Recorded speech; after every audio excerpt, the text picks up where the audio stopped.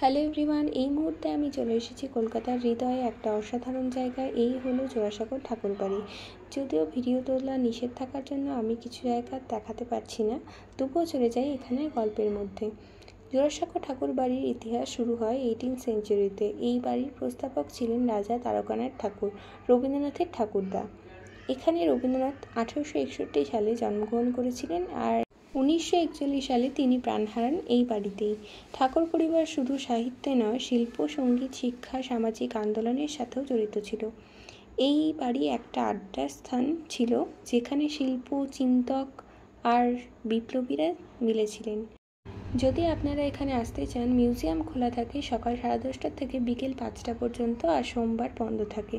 Ticket খুব সহজ আর affordable. কলকাতায় আসলে জোড়াসাঁকো ঠাকুরবাড়ি একবার দেখাই উচিত। তো এই ছিল আমার একটা জার্নি জোড়াসাঁকো ঠাকুরবাড়ি ঘুরে দেখার।